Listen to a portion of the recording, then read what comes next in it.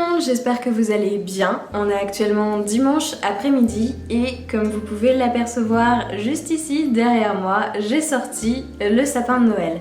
Alors d'habitude, j'attends toujours jusqu'au 1er décembre pour commencer mes décorations de Noël. C'est surtout parce que mon chéri n'aime pas trop quand je m'y mets au mois de novembre.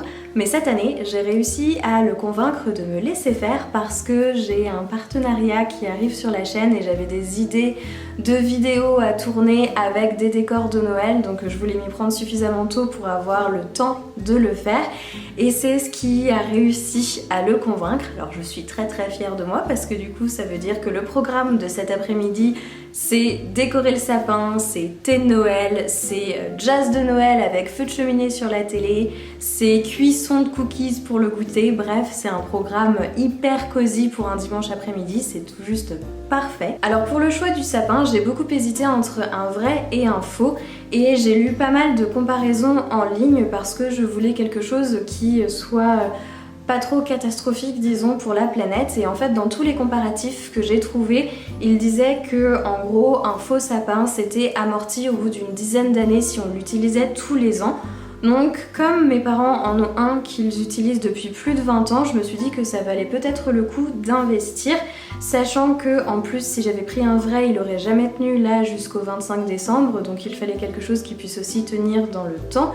Et on a trouvé un super joli sapin chez Truffaut, c'est le modèle Oslo qui mesure 1m80, qui est assez touffu, il fait franchement assez joli, moi j'aime beaucoup le look qu'il a.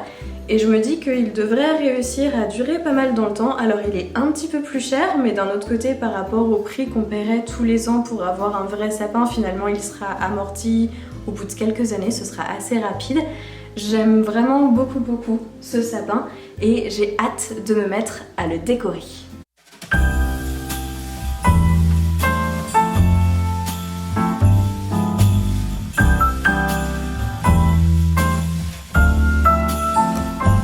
The Christmas lights fill the city.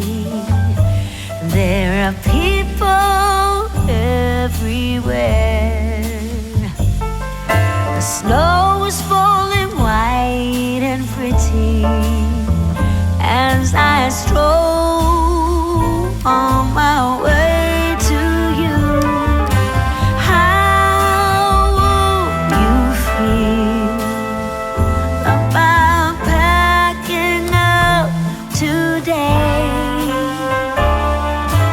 Leave this all behind, go get snowed in somewhere, you and me.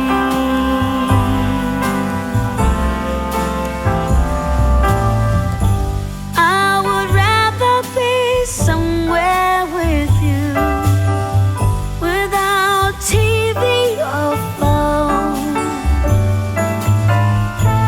Is it wrong for me to want you for my own?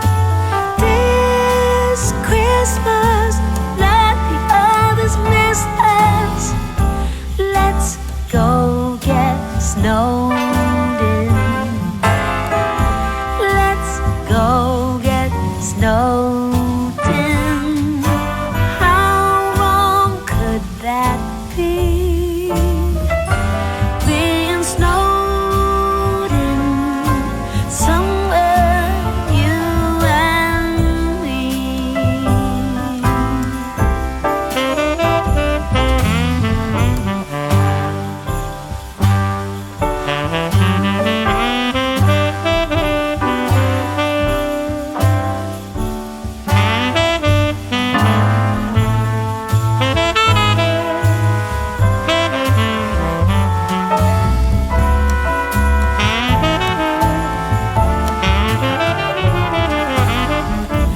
Let's go get snowed in.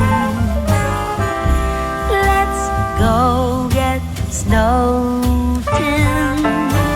How wrong could that be? Being snowed in somewhere, you and me. Let's get snowed in.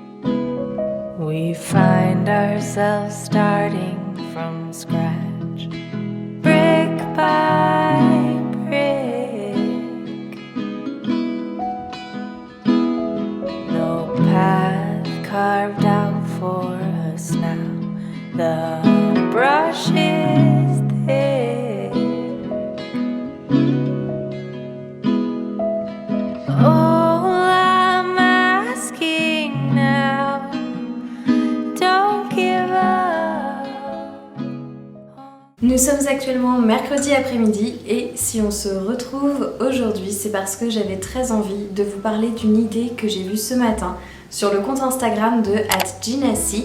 Je ne sais pas si ça se dit comme ça, dans ma tête ça se lit comme ça, il me semble que c'est pour Gina et compagnie. Bref, toujours est-il que la très talentueuse créatrice de ce compte propose un swap de Noël. Le principe, c'est qu'elle met en relation deux inconnus qui doivent s'échanger des colis pour Noël. J'ai tout de suite adoré l'idée, je me suis tout de suite inscrite. Alors, il faut bien évidemment respecter certaines règles pour s'inscrire, notamment lui envoyer un email avec quelques informations personnelles. Et elle explique aussi que dans le colis qu'on devra envoyer, il faut qu'il y ait au moins 6 petites attentions. L'idée, j'imagine, c'est d'éviter qu'il y ait des très gros colis et des tout petits colis pour que ce qu'on donne soit à peu près équivalent à ce qu'on reçoive. Mais je trouve que c'est vraiment génial comme idée, ça participe vraiment à la magie de Noël. Donc si ça vous intéresse, je vous mets bien évidemment tous les liens dans la barre d'infos. Ne tardez pas trop pour vous inscrire car je crois que ça se clôture dimanche 27 novembre à minuit. Donc j'espère que vous ne verrez pas cette vidéo trop tard si jamais vous avez envie de tenter le coup. En tout cas, pour ma part, je suis vraiment ravie d'avoir vu ça passer à temps et j'ai sauté vraiment dessus. Ça me permet aussi d'enchaîner avec la deuxième chose dont je voulais vous parler aujourd'hui puisque j'ai terminé la petite broderie que j'ai commencée dans le vlog de la semaine dernière. Alors vous aurez vu que j'ai tracé les contours du dessin avec un crayon bleu qui est lavable, donc j'ai lavé mon tissu. Il faut maintenant que je repasse ma broderie qui est toute froissée, que je la remette dans son tambour et que je couse les bords pour qu'elle soit bien propre et avoir enfin terminé. Mais je me suis dit que c'était vraiment une super idée de cadeau à mettre dans le colis du swap de Noël de Ginassi. Donc ma mission de l'après-midi, ça va être d'aller chercher de nouveaux tambours et de trouver un nouveau modèle à broder.